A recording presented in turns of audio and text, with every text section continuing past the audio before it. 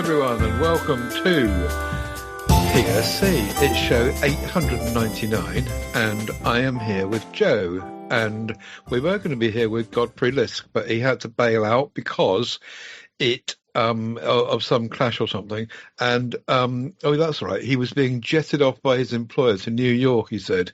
So he wasn't able to join us. But we've also decided to record a day early because for both Joe and I, Monday is going to be stupid hot, and we thought if it's just the two of us, then we'll go on Sunday when it's a little bit cooler, which it is. Is it cooler there? Yeah, it is cool. I'm still hot though, but it is definitely going to be cooler than what it's going to be tomorrow. So I think we've made the right decision for sure. Yeah. So yeah, 899 next Monday, the 29th of June, when it should be cooler. This stupid heat's gone away. It's show 900, and that's the one we earmarked to grab Steve, and he's going to join in with us. And so that'll be interesting. Next Monday, the 29th of June, 900, and then there's 100 to go. Yeah. 100 to go, which if we do one every 2 weeks, should take 2 years, which means it'll be in the middle of 2028. But then we sneak shows in, so it'll probably be in 2027, won't it? Yeah, I think we'll get there in 27. I think the way we've been going. Yeah. So we'll oik Steve back on 1,000 on the 1,000 show anyway. We got Dan Carter coming up, who's just reviewed the Honor 600 Pro, which I stuck in the MeWe group for people to have a read, and he seemed to like that. So that's cool. We've got Zain Shahid coming along, and Jim Fowles coming for another roundup of what he's been up to and where his money's been thrown at Kickstarter. That'll be interesting. Always is with Jim. And then Godfrey's rebooked for September. So some interesting shows coming up. PhoneShowChat.uk is our website. 2 S's in the middle, don't forget. And if you get lost and you need to find anything, then head for tedsalmon.com or PodHub UK, and you'll find everything you need. First bit of contribution feedback from Scott Brady. Scott Brady lives in America, and he's been a Pixel user forever, and he's wanted to try the Xiaomi 17, and he's long spoken about the fact that in order to do this kind of thing in America, you've just got to import it personally. You cannot just go down to a shop and buy most of the devices outside of Apple, Google, Samsung, and up and coming Motorola.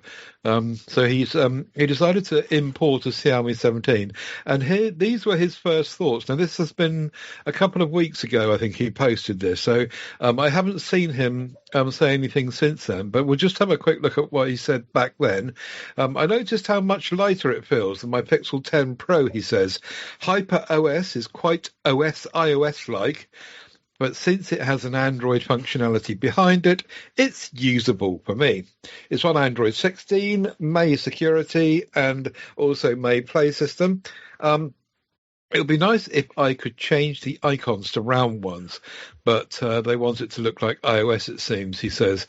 I like the camera's processing. It usually keeps the right amount of contrast and shadows for my taste, but I find I don't reach for the editor much.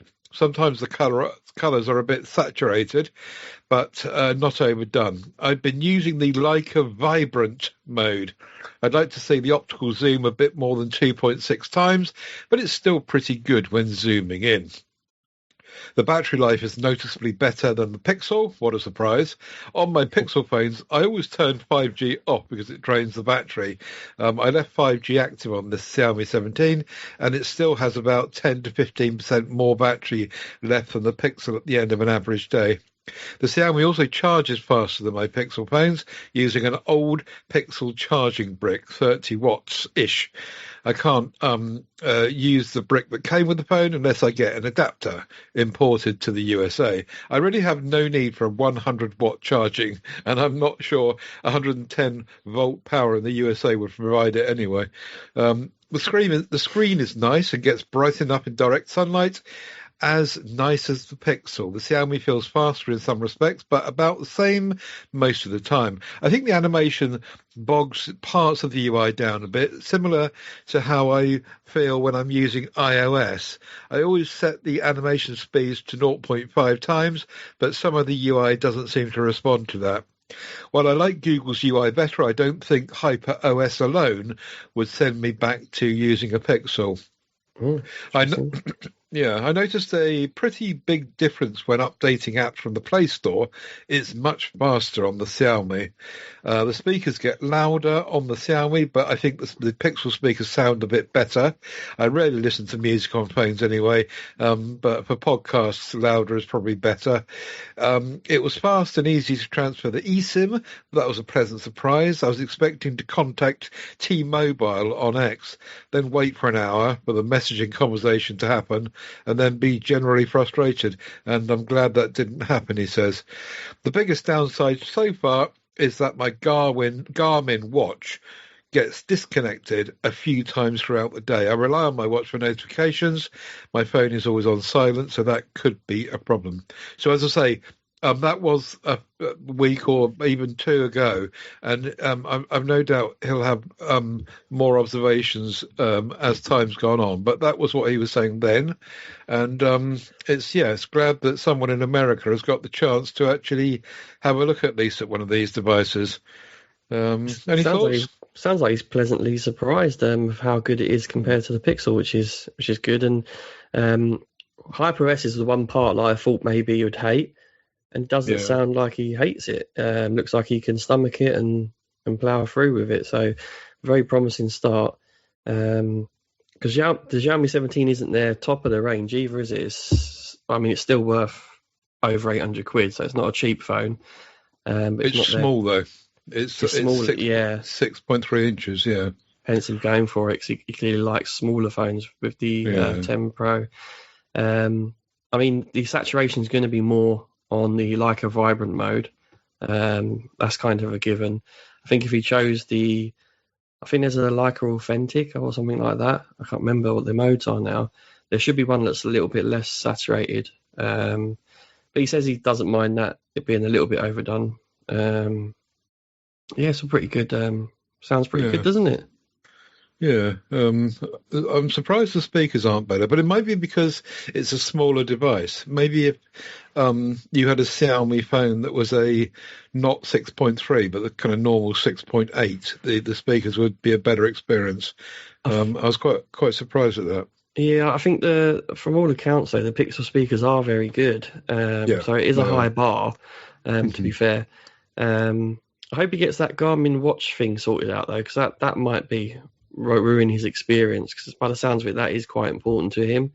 So people get looking online for fixes for that.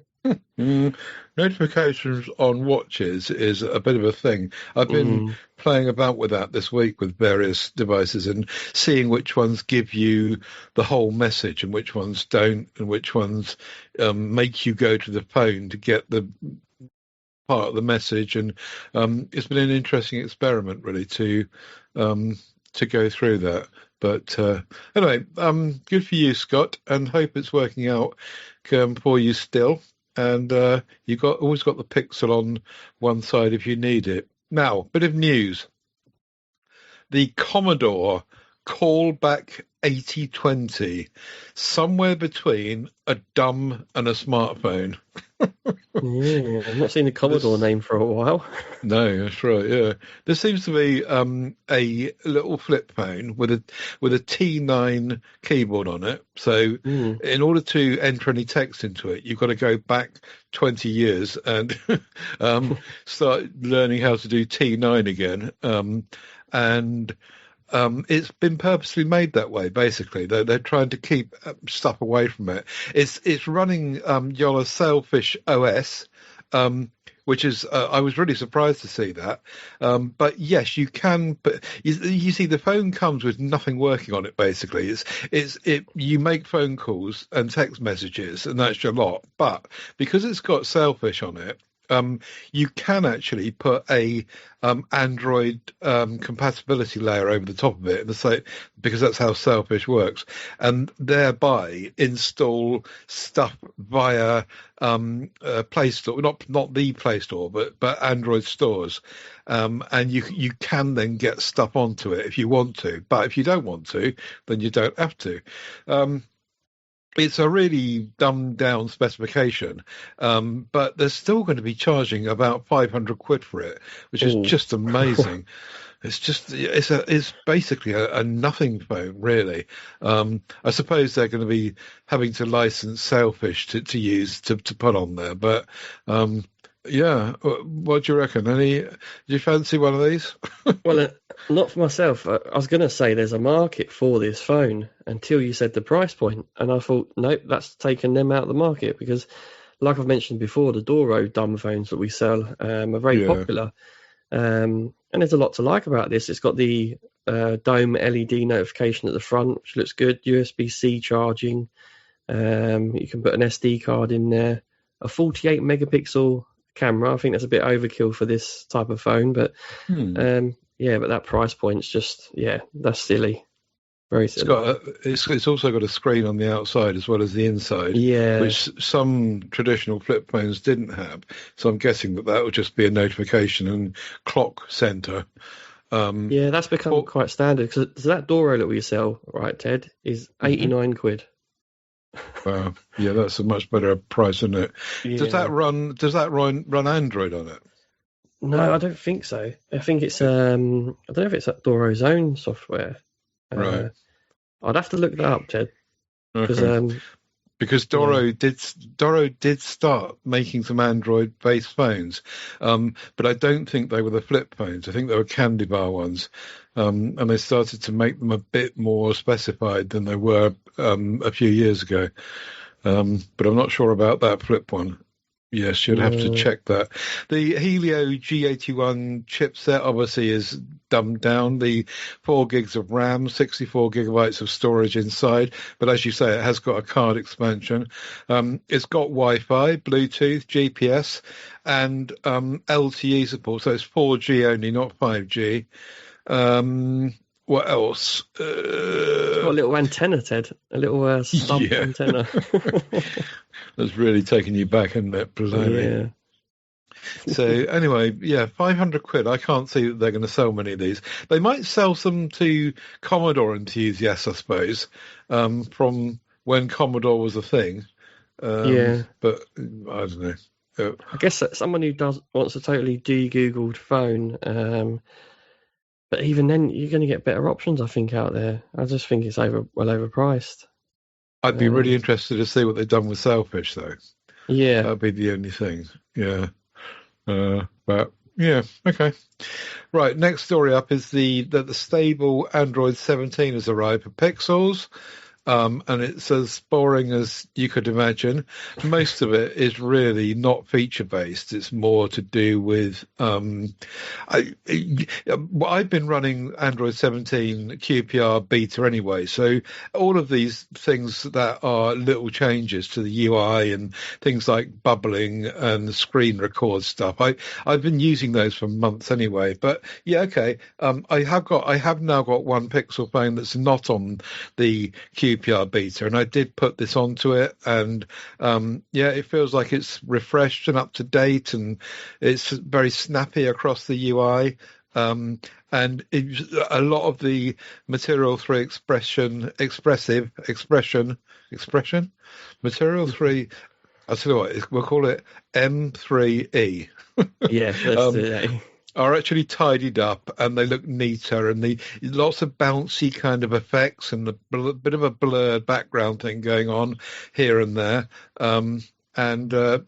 Change is coming. There's also an update to the Wear OS 7, and again, I put this onto my Pixel Watch 3, and there's not a huge amount of difference. There's a couple of things that don't yet work on it, like, for example, routing the audio, so remote media routing.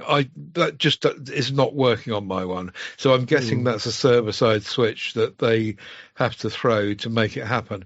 That means that you get quick access to changing where you're sending your audio out to, rather than having to go back to the phone, and it's a bit of a kludge. But apart from that, again, it's M3E kind of tweaks all over the place, and tidying up of menus, and nice new toggles, and lick of paint here and there. Some sliders look different. It's very, very kind of cosmetic in many ways. But yeah, certainly worth a look. I'll put a link to both of those, the Android 17 per pixels and the Wear OS 7 in the show notes. So if you're interested, Ted, you can have a look.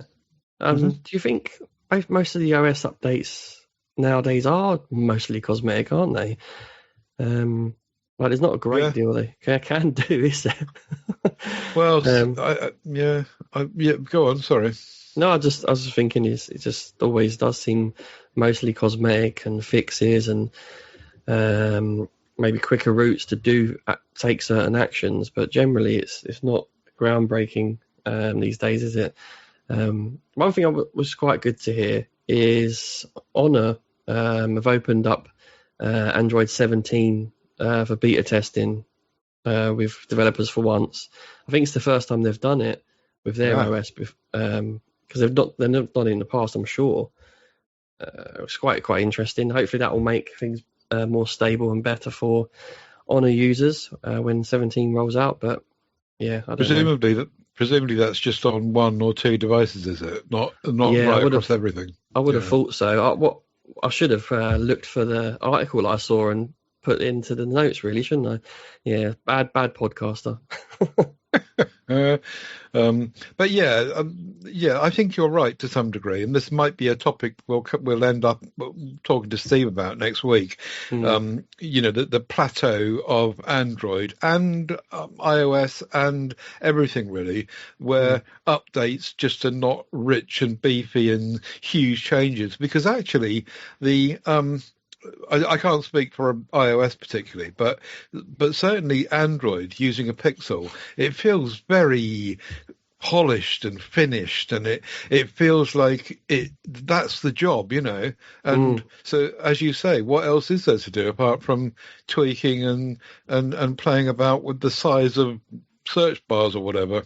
And on that note, us tech nerds want to see all new stuff, but the vast majority of people don't want to see too much change. I mean, I've mentioned how the regular users are scared of updates because they're worried that it's going to be a lot of change. They don't want too much change. Exactly, yeah. So, right, okay. How about a trifold?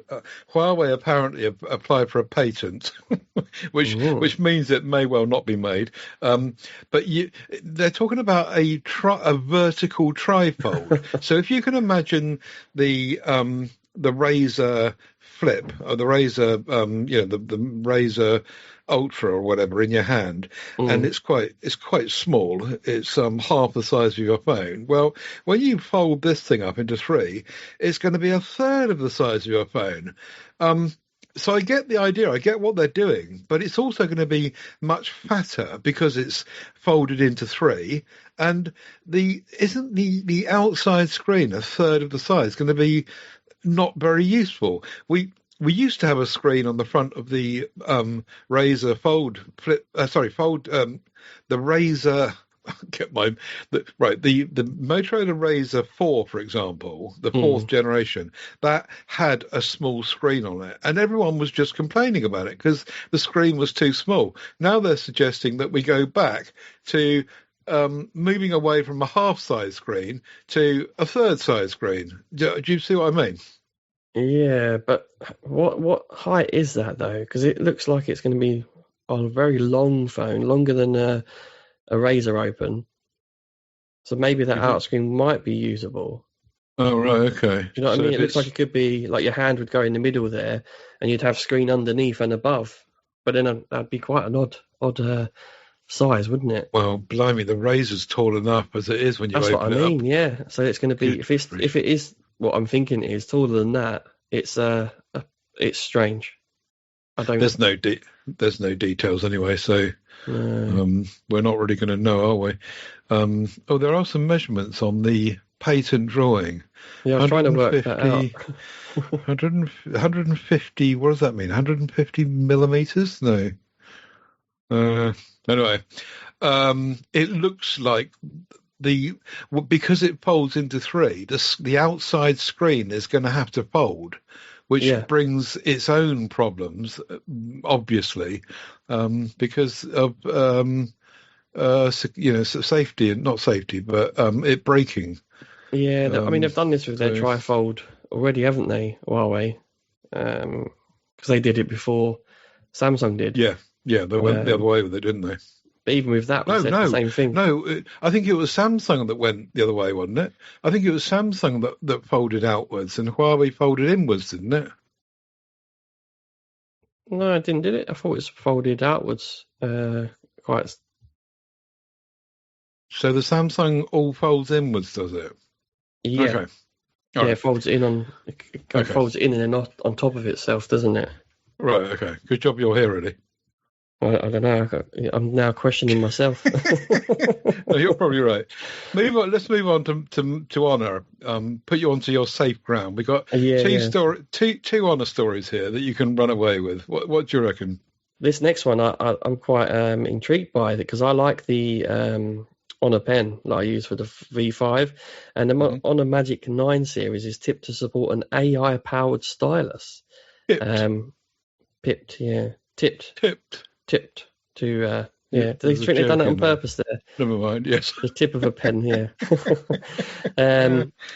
But it doesn't they haven't shown a picture where it's siloed in there, so it looks like it'll be a separate jobby. But yeah, I mean it's adding more pens to support for more devices. I'm all for that, even if it is carried separately. So let's see what happens with that. I wonder what AI powered means. Yeah, I guess it will. AI powered. I guess it would help do some of the AI features. Because I quite like some of the gestures with the Samsung pen. Actually, maybe they're going to add more gestures to it and stuff like that as well. This next one as well, I'm quite intrigued by. Although I like dumb watches, the Watch 6 is coming out in the UK. Which can last up to 35 days, which we both know that probably means 10 days maybe with everyone. But it has got a massive 980 milliamp hour battery though. That is quite big for a watch, isn't it? I wonder if it'll be chunky though as a result. Yeah, the 5. This article says that the 5 has got 480 milliamp hours. So this is basically double that. Yeah. Yeah, is it the 5 Ultra they're referring to, isn't it? Because the 5 Ultra, yeah, that's right. Because I was interested in that, but it never came out in the UK. Whereas this one is, it's up. I think you can get updates now if you go on their website. It comes in 2 colours: a silver with a brown strap, or a all black one, which is more your liking, isn't it? Yeah. It's got a recycled aluminium alloy body with 316L stainless steel elements. I don't know how that. Do you know what? I was meant to go to a briefing for this, Ted, and I totally forgot about it. So I'm really gutted I missed it because I would have known exactly what this means. It weighs 41 grams. It measures 10.8 millimeters thick.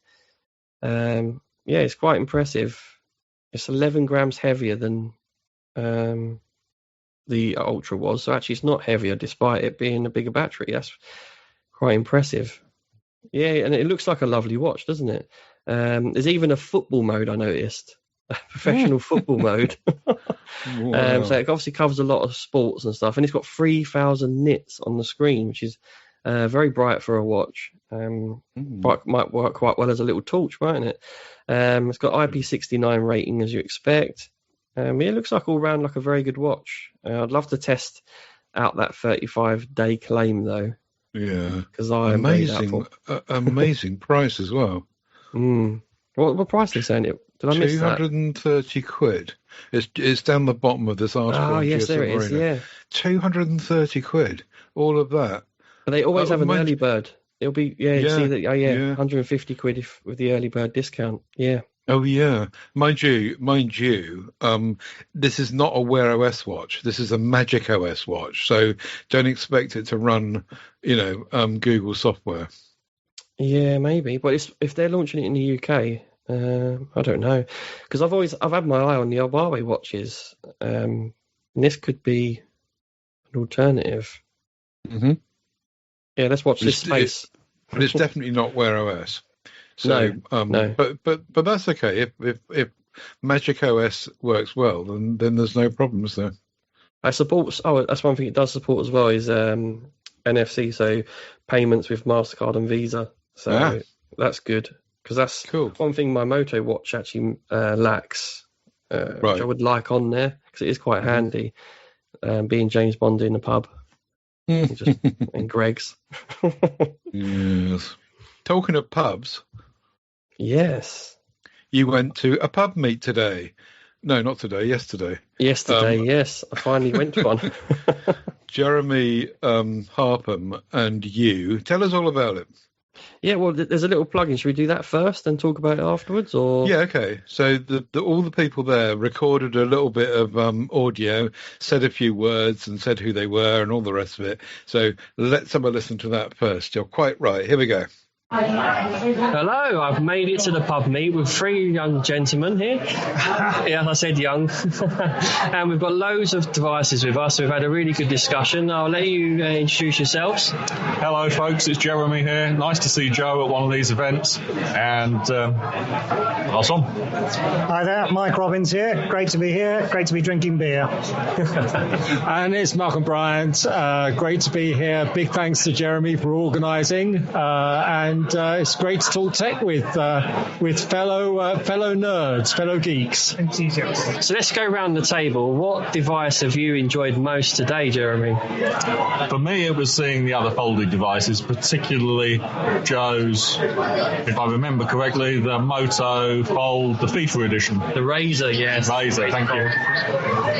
So I've loved seeing the Moto Fold, because I wanted to compare it to my Honor Magic V2 and decide that I have got the right phone after all. But I've also loved seeing some classic devices like the Planet Planet Gemini are just so awesome of the hardware and so sad about the software. Great to see it. And Malcolm here. I've really enjoyed having a good play with the folding devices, 3 different folding devices. It's something that I've kind of lusted after, and it's making me hover over the buy button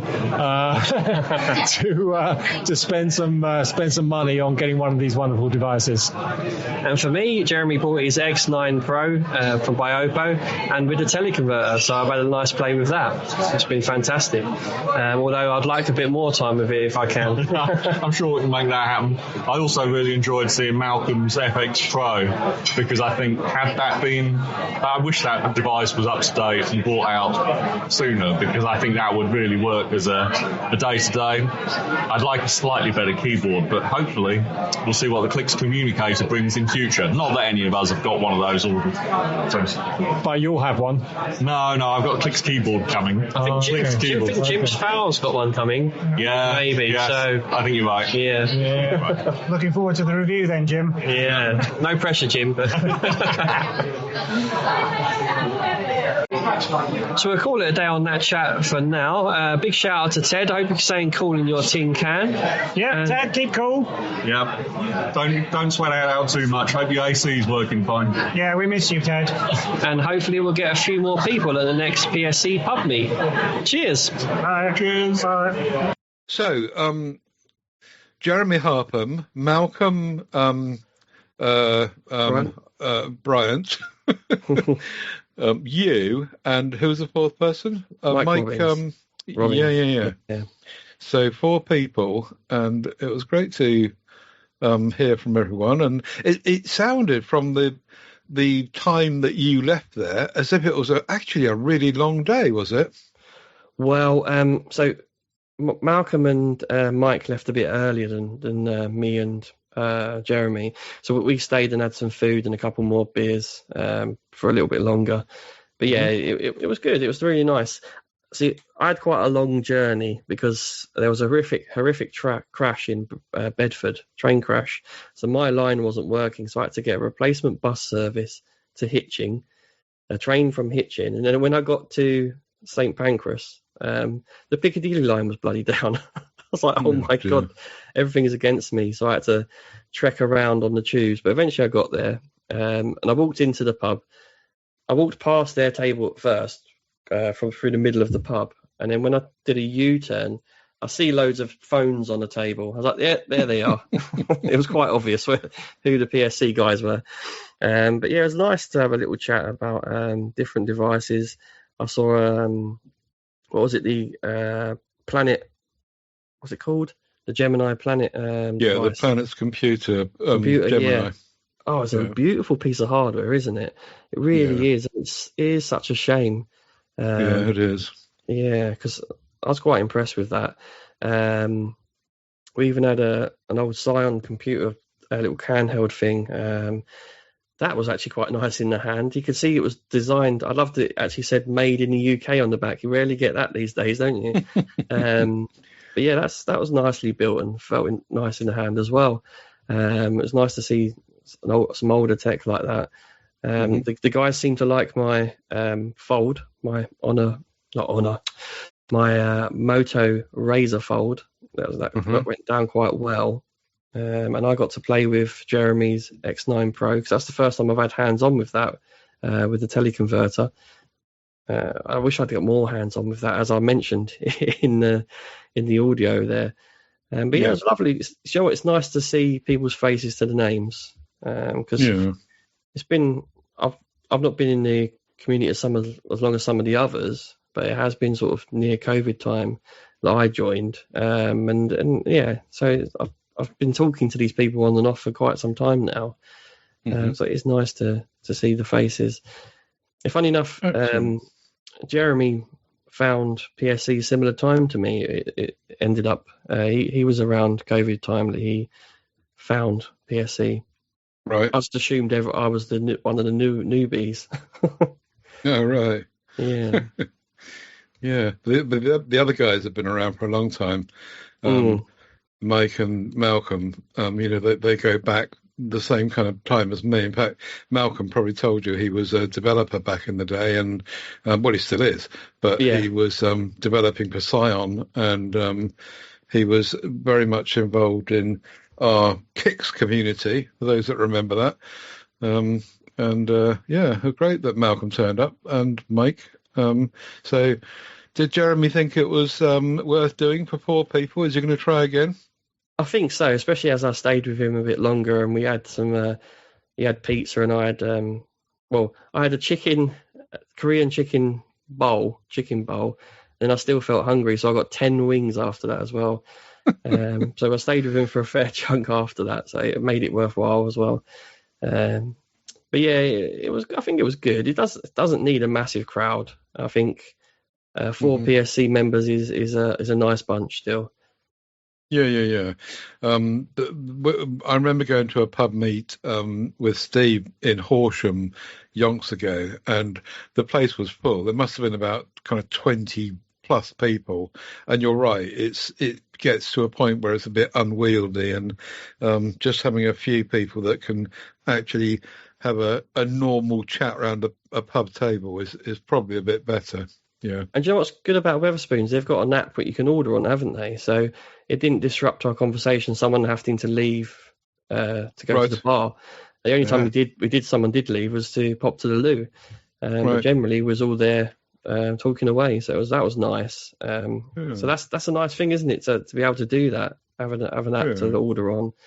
There's other apps that I use during the day, of course, Maps and not TripAdvisor. It's called I use Trainline, and there's another one I use. I think it's Trip.com, and it's just things you take for granted. But when there's disruptions, they're so handy actually, being able to do that in your pocket. It just came to mind like that day. I was like, oh, thank God for my phone. Did you? By the time you went home, had all the disruption gone away? No, the line was still closed, so I had to get the same replacement bus from Hitchin back to Luton, and then I got an Uber from there. Again, another app that I could quickly. Actually, I flashed the app open, ordered my Uber. There was already a car sitting in front of me, and he clearly had taken the job, so I was straight in. It was quite good, no waiting at all. So I got home in good time. Actually, I think I was home just after 11, so not too bad. Brilliant, very good. Well done, and well done, Jeremy, for plugging away at that for so long and motivating a few people to make it happen. I'm not sure if anything's really come of anything outside of London. I know he was trying with that, but I just don't think there's going to be numbers of people to do it. But no. I'm not up with the latest information, so maybe he will update know. A little bit there. So he said there's 2 in Manchester, so that could be a destination, Manchester at some point. Yeah. He also talked about the potential to do a weekend, or or something. I don't know. Might be optimistic, but he's going to put the feelers out there and see who would be interested. A murder mystery. Yes. But he seems quite keen to carry on organising bits and bobs like this. So we're probably going to look at doing a November type one next, because I think the summer's a bit hot. Maybe, I don't know. I think it put people off yesterday. I'm not sure. I'm not surprised. I wouldn't be surprised because a couple of other people did say that they were going to try and get there, and obviously didn't. So, or disruptions on tubes and trains and stuff. Perhaps. Yeah. Once you start looking into things, there's always barriers and obstacles, isn't there? Yeah. So, I mean, I must admit, if I hadn't called in sick on the first one, I might have considered not bothering the journey, because it was 2 hours, about 2 and a bit hours. But I thought, you know what, I'm not going to miss this one. Not after missing the other one. I couldn't let them down again. No. Well done to you all. So Jeremy's got himself a job there, chief coordinator of the PSC pub meets. Right. Okay then. So what phone have you got? You still use your main SIM in the Razor Fold, is it? That's right. Yeah. I love a foldable, so I do like my main to be in a foldable. I probably should switch it out though, because I own this phone, don't I? So I should probably switch it to one of the ones that I'm testing, because I've got the 600 Pro from Honor still. Oh yeah. And that will need to go back, so I probably should make that my main phone this week. I think I will do that actually. Although I do want to do some content on the Razor Fold while it's still hot property. I'm conflicted here. This is where I procrastinate too much. The 600 Pro does look interesting. It certainly is, yeah. Just annoying that it looks like an iPhone. I think the chaps seem to quite like that as well, the 600 Pro. Because, again, I think Jeremy was saying he was worried about the software. And when he had a quick play, he said it doesn't seem that bad. He was comparing the screen to his X9 Pro, which is quite a premium device. And he said it looks good next to it. So that's quite good, because it is $899 officially. So it's not a cheap device. Itself, really, is it? It is on $699 still. I just clicked through to the Honor website. Yeah, official retail price is $899, but you can get, and you still get the projector with it, don't you? I think. Early bird gifts worth 449 quid. You can choose. Yeah, you can choose one, can't you? Projector looks good. Yeah, you can either have the projector or the tablet, the Pad X9A. But yeah, the Projector Air Pro, I think you spoke about that before. It does look quite nifty, doesn't it? Yeah, especially with the World Cup on at the moment. I want to get one in before the World Cup ends. You better hurry up, man. Yeah. Yeah, I'll have to give them a shout. If they want me to make content, that's the perfect, getting a few friends round and me recording us watching the World Cup on it. That would be great content and advertising for it, wouldn't it? Yeah, definitely. Presuming it is and good. you've still got the Magic 8 Pro as well. Yeah, so I've got that for the year. That's through my on a hero role at work. So I could make some more content on that. I did do a review of that because I got it early hands on with that, which was nice for my first time ever. And that came out around Christmas, January time, didn't it? I released that. Still in love with that phone. Excellent phone. You can't go wrong. Really good camera, battery life, screen's wonderful. And something I kept banging on about yesterday to the guys is the fact that you've got the 3D face unlock for your banking and it works in the dark. It's just such a nice life feature, and the Apple users will say the same with that. It is a fantastic feature. Yeah, but you've got the optical fingerprint scanner as well. Yep. So Optical? Really no, not optical. Ultrasonic. Yeah. Sorry. Yeah. Yeah, that's really good, and they are better. I know that the opticals are very good these days, but they are better. You had to send your V5 back, and you're waiting for a V6. Is that right? Get a little violin out now. I'm quite sad about that, as you know. One of my favourite phones. But I'm hoping to get V6 in. Yeah, they did say that I'm going to get one, but it wasn't a quick swap around. So. I'll find out next week, hopefully. But to be honest, you had the V5 for a long time, didn't you? Yeah, pretty much almost a year, which is why I thought I'd maybe got away with it. But yeah, sadly not. So hopefully I'll get the V6 soon, and I'll have that for a year. If I do, that'd be great. Yeah. Although there's not a great deal of difference. The main difference for me, from what I've looked at, is slightly bumped up battery and a better IP rating. I've had a quick hands-on. It's a little bit more squared off, which is a bit different. But yeah, no major differences. Maybe it's a little bit more robust. I'm sure they've probably done some work behind the scenes there. But in the hands and general use, you won't notice that too much. No. Mostly the battery life, I guess, and the IP rating. And tell me, why have you got a Nokia 3210 2024 release? Oh, did you not? Oh, is that the first time you noticed that? I did a little video on that. Oh, yeah, did you? I did. Yeah, ages ago. Oh, right. It's just a bit of nostalgia, really. I got that on the TikTok shop, right, Ted? And when you first sign up on there, they give you a voucher as well. So I think I got it for something like 19 quid. Right. It was a no-brainer, and do you know what? It is really fun playing Snake on there. I nearly brought that to the pub meet because obviously it's a newer version, but yeah, right. Yeah, you have to check out the little video I did on. Yeah, I must have missed that. I must have missed that video in your video stock. I'll have a look out for it. It's a short. That's why you prefer your long form. Oh, okay. Yeah. That's probably why. Yeah, quite right. But yeah, that sounds quite fun. Have you sent the Edge 70 back yet? No, I don't know what's going on at the moment. They've gone AWOL. So, do you know what? I'll wait till they contact me. Because I really should do something with that as well. I think, to be honest, it only warrants a short because I haven't used it enough to give a really broad opinion. I can give an opinion. I think it's got really good battery life for its size. I love the size of it.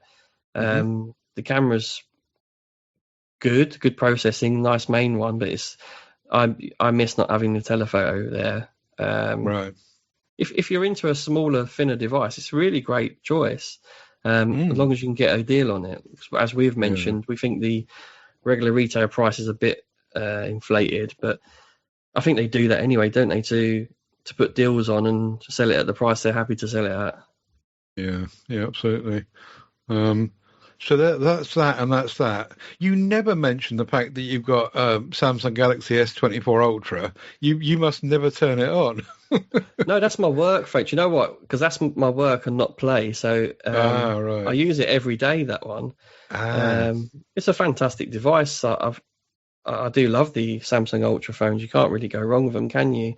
And actually, as a work phone, it's very, very good.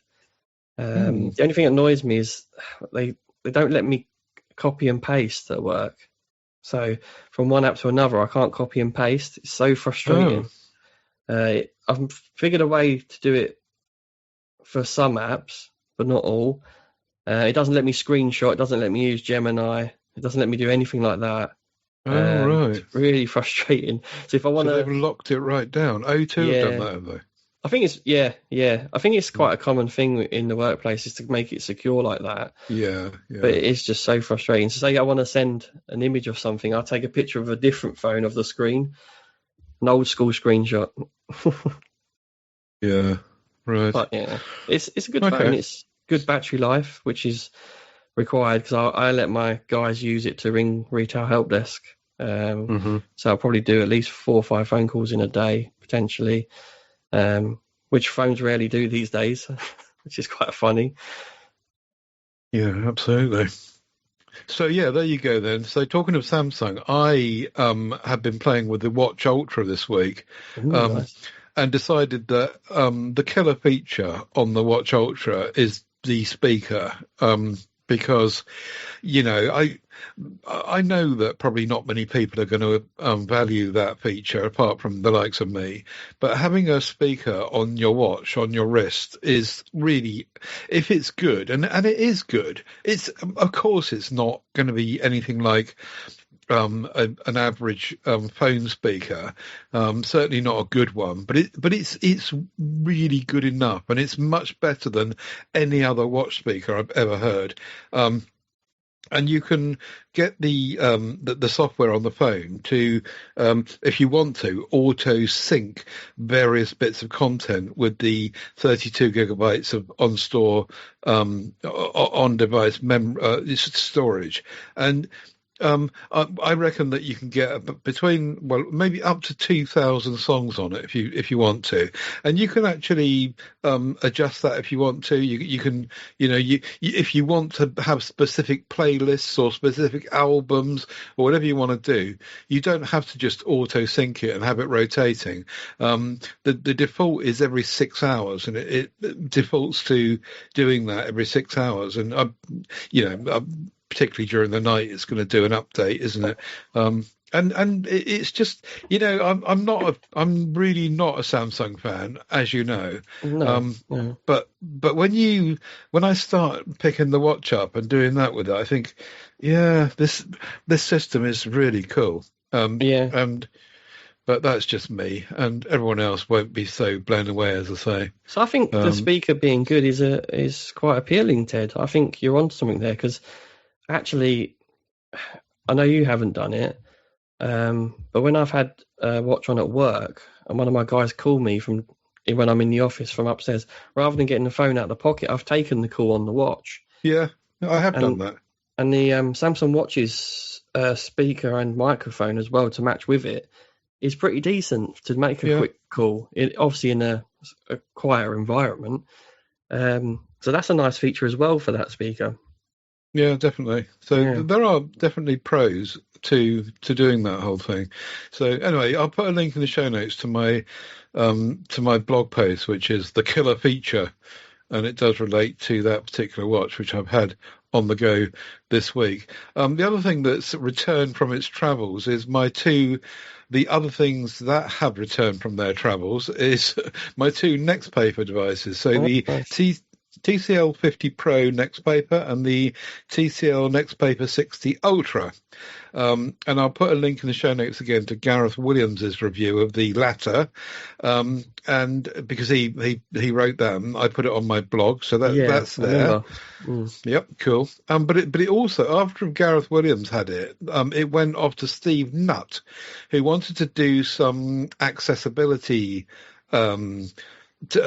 assessment on it, and I asked him for a paragraph to read out on the show, so he sent that across. He says everything worked normally except for the launcher, which can easily be changed for a Nova or some other launcher that works. Basically, talkback actions don't work on their launcher, on the TCL's launcher.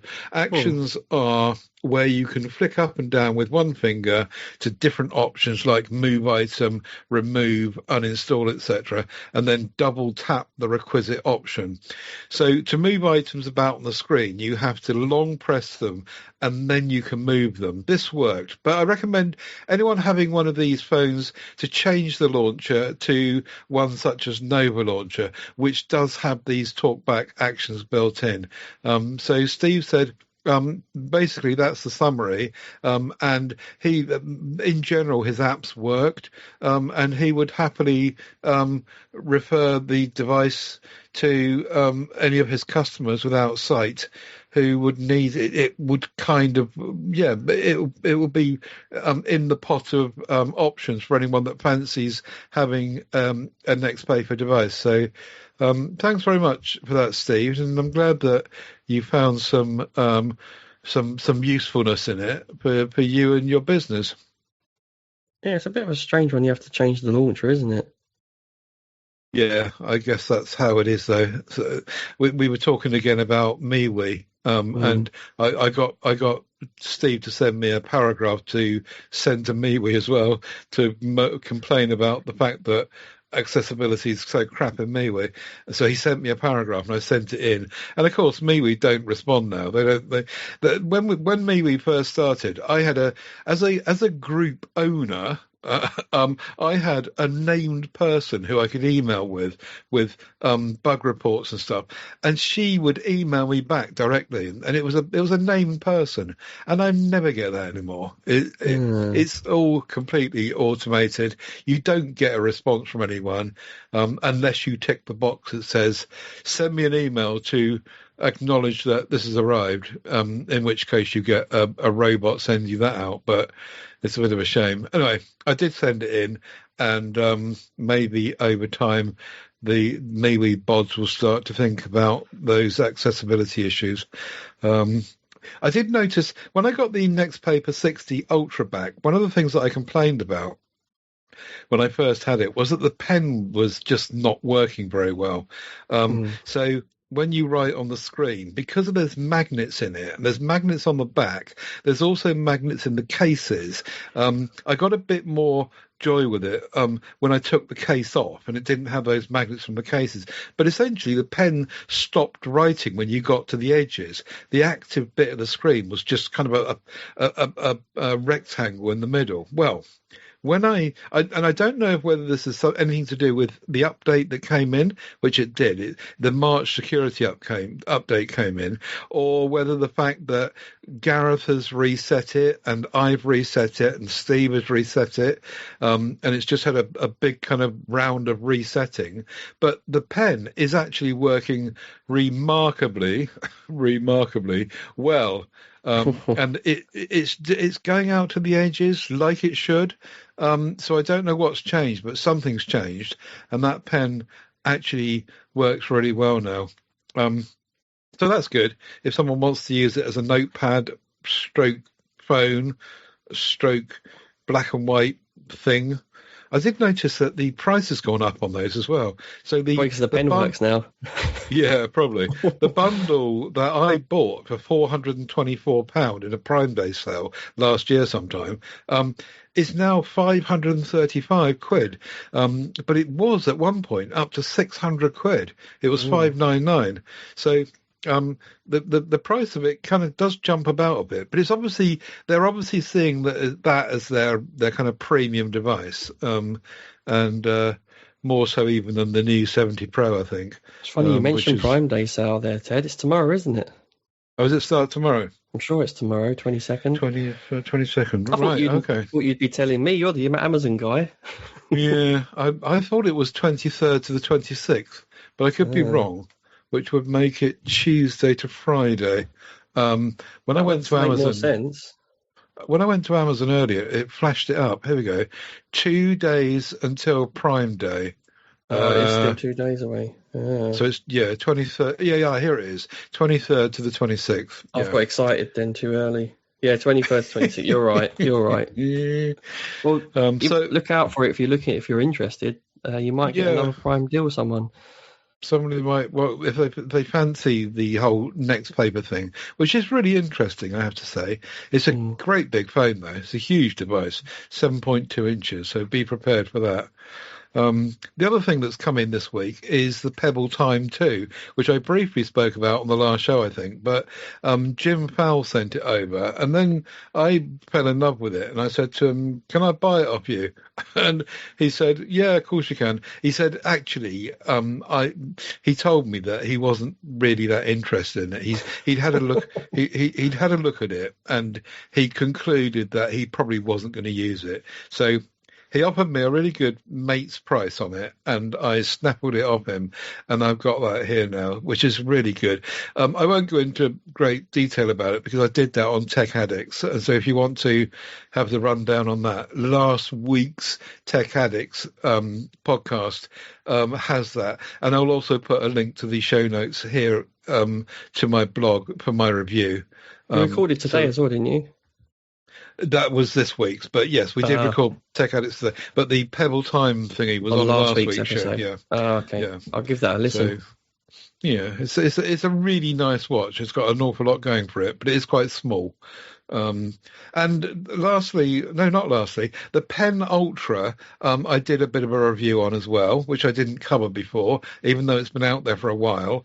And my conclusion that I'm coming to with the Moto Pen Ultra is, I don't know what you think about this, but on the aforementioned Tech Addicts podcast this morning, that topic came up, and I was saying that I really don't think that I'm likely to use a pen on a candy bar phone. If it is a opened up big phone or a tablet, for example, and I do talk about on the show about my Samsung Galaxy tablet, then I think I am. But I just don't. The phone screen, a normal phone screen, candy bar phone screen, is just kind of too narrow to be able to do any meaningful scribing on. So, what do you think about that? Yeah, it's funny. I'm just browsing your shared photos album here, and I must admit, a lot of it does look quite cramped on the singular slab phone. On the Razr Fold, however, that it works really nicely because you've got that bigger canvas, as you say. Because if I'm ever going to use it, it probably would be in the inner screen. Yes. I mean, it does look good what you can do, though. I haven't deep dived as much as you with the pen yet. I did bring the pen with me yesterday, actually. I wasn't even sure it had charge. It did have charge, which shows a good standby on it because I've not used it for quite some time. But yeah, if anyone's interested in the pen, definitely check out Ted's shared photo album here. It's very very in depth, and check out his review. Yeah, and the review to go alongside. So that's right. So I did quite a lot of kind of tinkering with that, and I do conclude, I'm afraid, that the main reason that I don't use it, apart from what I just said, is because there's no silo, and we always come back to this, I know, but if the pen, like your S24 Ultra, if the pen's inside the thing, you're much more likely to have it and use it. I've still got the Motorola G Stylus here, 2024 version, and that's got the pen inside it. It's a bit of a dumb pen, but it's inside it, so it'll be with it. And I think that Motorola have missed the boat on the Signature and on the Razr. They need to find some way of getting the pen inside it. So we'll see. Oh, on that note, Ted, just quickly, this is going off on a tangent slightly. I saw a render of on a Samsung Fold phone called Ultra, and it had a siloed pen. I can't remember where I saw that now. Might bring that to another show. A patent? No, it was like a render. Okay. I don't know if it was a leak, sort of. Let me see if I can find it. It wasn't there that a tablet, was it? That rugged tablet. That's got a stylus in the edge, I think. No? Oh, is it? Okay. There's a S8 Ultra Fold that I saw. S8 Ultra Fold. Okay. All right. Well, while you're looking for that, I'll just mop up these other couple of bits. Yes, do that. The Razor 60 Ultra, I've grown to love a bit again. It feels a bit like a toy, but it's a really well made toy, and it acts like a flagship phone. It's really well specified. So I'm a lot of the time when I'm in Motorola mode, I'm thinking which to use: the Signature, which is all singing, all dancing, or the Razor 60 Ultra, and I can never decide. The truth is that I'm unlikely to use the pen, so the Signature is sidelined by the Razor 60 Ultra sometimes, but I just can never decide. And the other thing that I just wanted to quickly touch on was the Motorola Edge 70 Fusion, which Moto PR have sent over for review. This has got a 7,000 milliamp hour battery in it, which is really good. Not as big as some of them that are coming along now, I know, but it's stonkingly good. It really is. I did some testing with it. Now, before you react, I know this is not a real world test, but it's an interesting one all the same. I put a SIM card in it. I connected it to Wi-Fi. I got all of the apps on it running in the background, and it was just sat on a desk. So no always on display, nothing on, just sat it on the desk for nearly 2 weeks. This is a real not real world situation, but I did the test anyway. Anyway, the result of this was that it was 100% on day 1, and it got down to 4% on day 12. So if you were not doing an awful lot with it, and it was sat on standby but turned on, 12 days, that nearly 2 weeks with this battery. Now, as I say, I know that that's not the real world, but even if you got half of that, or a third of it, even, in real world use, it's going to be, even if it was 3 days, and other people that have reviewed the phone have said that they are certainly relying on it for 3 days between charges. And so I was just interested in that whole procedure. The only trouble is that apart from the battery, it's just not really an exciting phone. There's no always on display, there's no Qi charging, which are two things I care about. I know everyone else probably doesn't, but there are other options out there from Motorola. I think that I would just rather have. The main one that comes to mind really is the Edge 60 Neo, and for the same price, or pretty much the same price, you can get an Edge 60 Neo which has those things on it, and I think generally is probably a better all-round device. However, if you want a 6.7-inch screen, then it's not, because the Edge 60 Neo is smaller. So anyway, so that's what I've been doing so far. It's been sat on my desk for 2 weeks. It's quite interesting that it's only about, what's it, averaging 7% each day only. Yeah, it's really good. I think Motorola, they need to consolidate their portfolio a little bit. They almost do too many devices that are too similar, don't they? Yes, they do. You're absolutely right.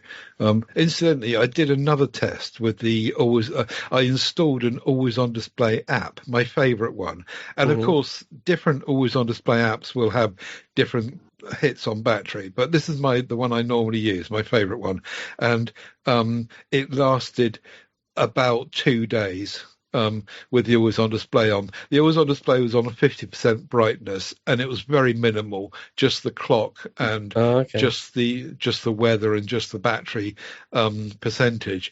And I just left that on the side. And at the end of day 1, the battery was on 50%, and on the end of day 2, it was depleted. But your mileage may vary with always on displays if you want to do that, and you might be able to find one that is more battery efficient than that one. This is your favourite one, though, Ted, isn't it? You mentioned this one before, haven't you?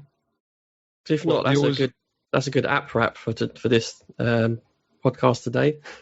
yeah, the always on display. Which now you've caught me out. I can't remember the name of it.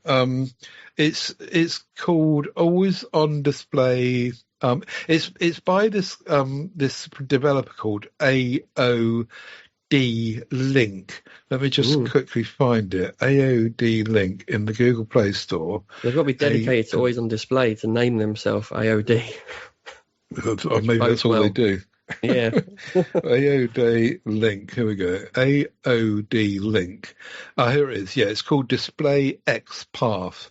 And it's got 1,000,001 different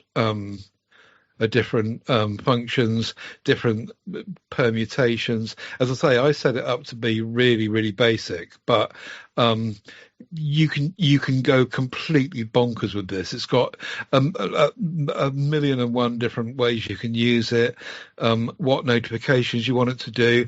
It's got weather stuff built in. It's got all sorts of stuff that you just don't need, but it's there if you want to do it. And you can move the elements of the screen completely wherever you want them on the screen. It's got these sliders where you nudge it from the edge and move it up a bit, move it down a bit, and you can just completely customize it totally how you want it to. And it works. It works really well. But maybe because it's so complex and so well featured, it does hit the battery a bit more than other simple ones might do.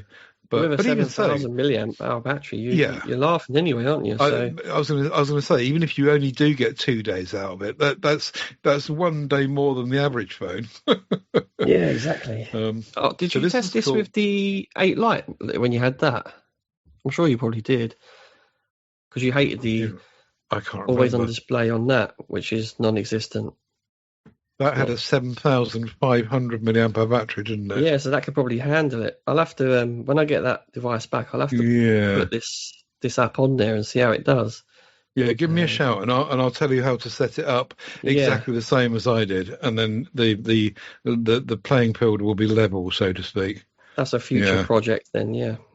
Okay, and the last thing is my Moto watch, which they sent me, which is the same as yours. It's the round one. It's the silver, horrible silver colour with the hideous macho Del Boy bling going on, which I know you like. Del Boy now.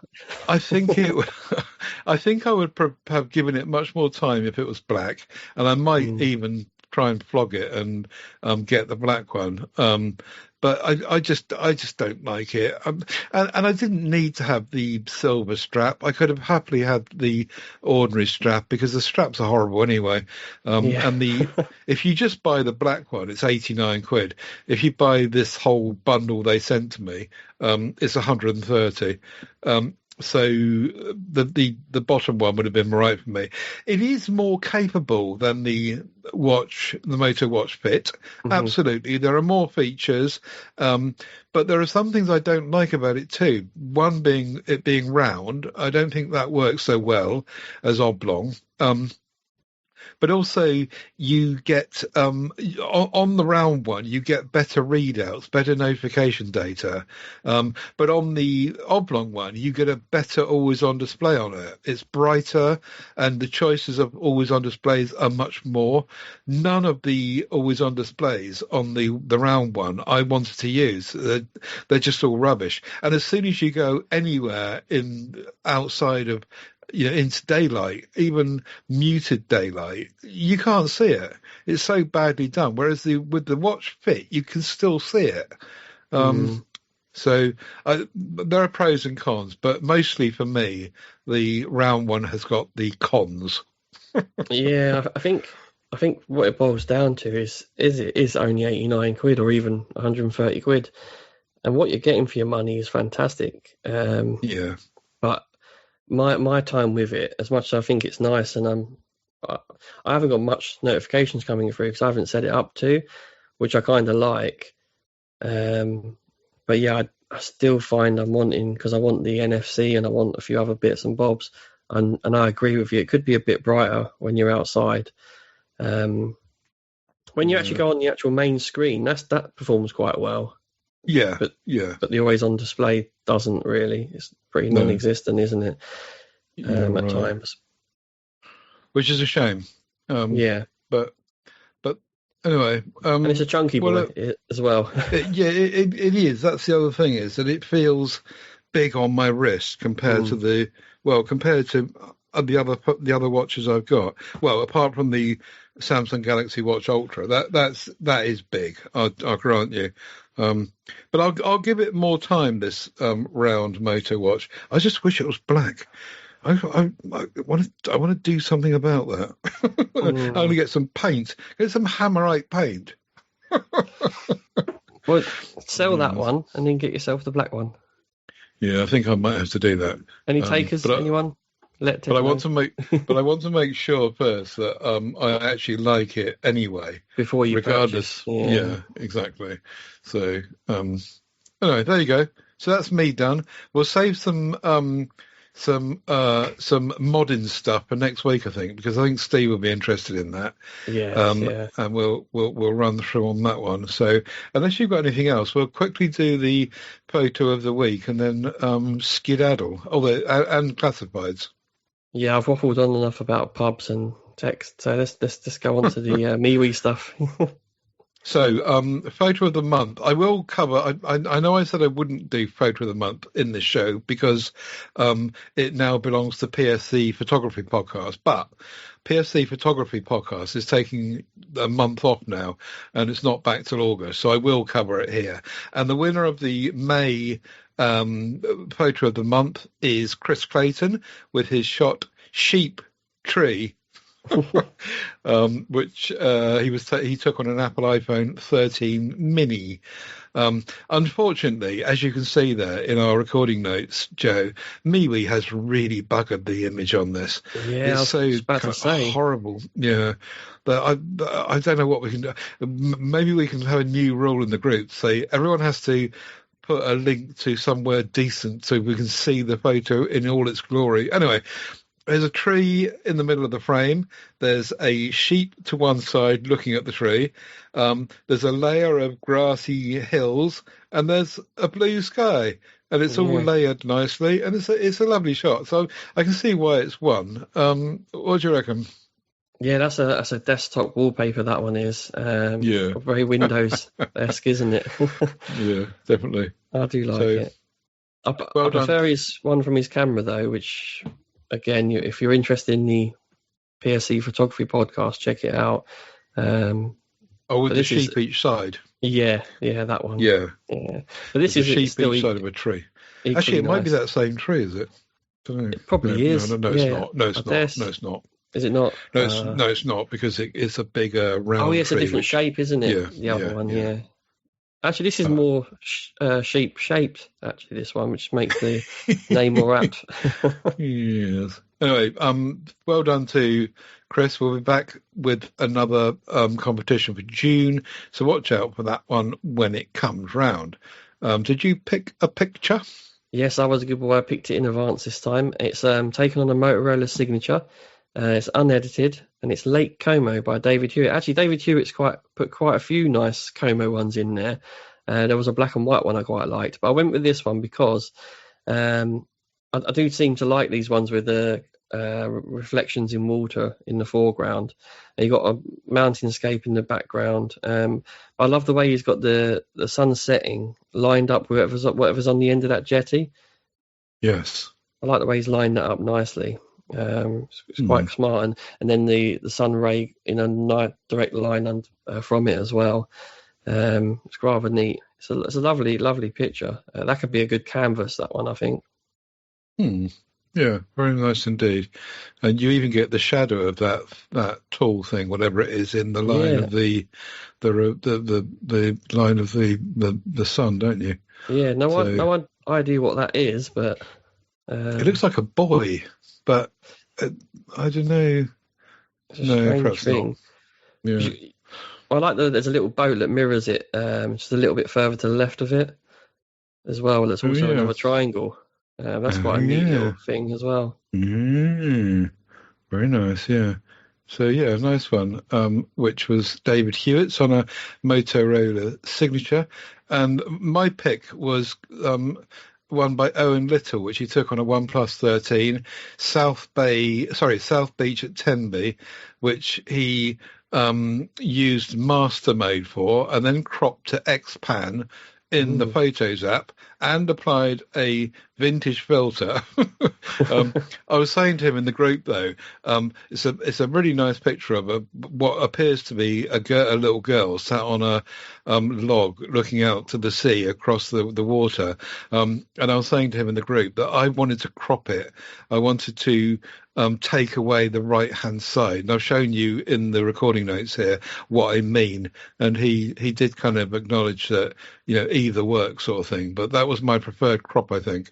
But yeah, it's a really nice kind of pensive looking out across the water, and I thought the image just looked really nice and worked well with the land across the other side.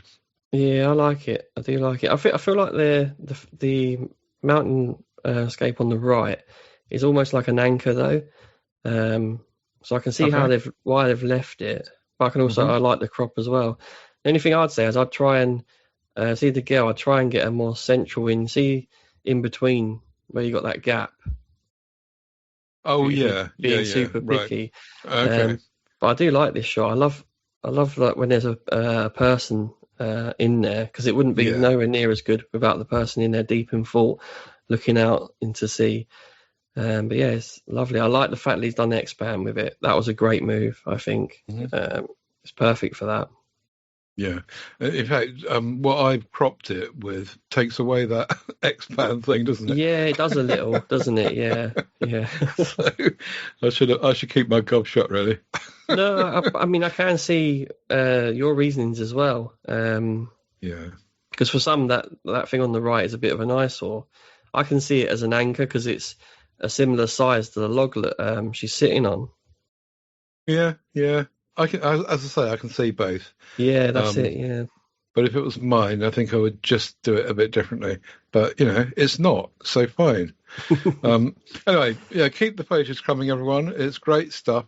Classifieds group, which is a private members group only. If you want to get in on that, you'll have to email me, and we'll talk about you getting on board, because we just don't let anyone in, and we try to protect the members to some degree in classifieds, which is not always possible. We don't guarantee anything, but we do try to get some safety measure of some description.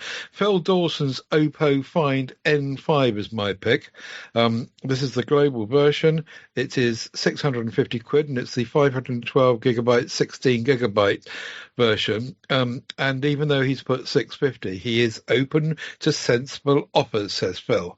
So that looks nice. I know it's not the N6, but even so, I think that these devices were given plenty of future updates, so there won't be any problem with that. And it's the global version, so that should work really nicely. So that was my pick. Yeah, note the word sensible offers. Yeah, no 50p. No. I've gone with, I can't believe this hasn't sold already, because I think you've mentioned this. I'm going to mention it again anyway, because it's a lovely tablet, the S9 Ultra tablet, which is Charlie Winston's. Yeah. He's now reduced it to 425.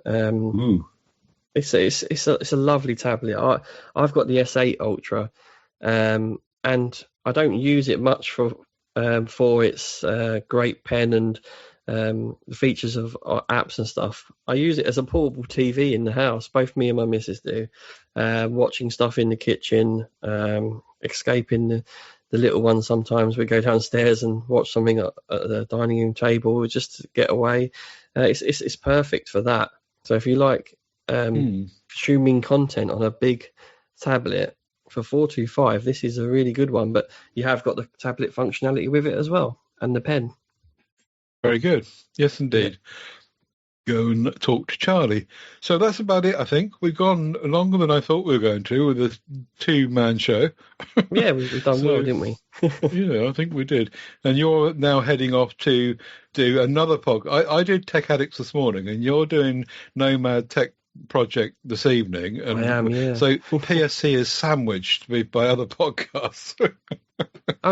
We should say Happy Father's Day for all the fathers out there, and the fathers that are no longer with us as well, of course. I almost forgot. Well, I'm not surprised. It's a lot of American rubbish, I say. I said to my dad about Father's Day, and that's always been his response to it. He said it was cooked up by the Americans, and he's got no time for it at all, and doesn't want to know. It should be Mother's Day only. He says mothers are the ones that are important. I don't know. I mean, it's become a tradition that they take me to Chicken George now, so I'm very much for it. You greedy get. Yes. It's true. I hold my hands up. Phoneshowchat.uk is our website, 2 S's in the middle, as we always say. You can buy me a copy at paypal.me/Ted Salmon, and you can buy Joe a copy at paypal.me/Hickey85. If you get lost, you can find whatever you need to find at PodHub UK or tedsalmon.com. Lots of audio podcasts and lots of MeWe groups. I hope the heat doesn't get you like I know it's going to get to me this week, wherever you are, particularly in the south half of the UK. But even more so if you're listening from Paris, blimey. I think it's over 40 there already, isn't it? Oh, God. Okay. So, anyway, keep safe, everyone, and drink lots of water, and you'll make it through. Okay, we'll catch you next week. Show 900 with Steve Litchfield, and we'll have a bit of a party, I guess, won't we? Yeah, 900's huge. Definitely a party. Yeah. Okay, thanks for listening, everyone. Catch you next week. Bye. Bye.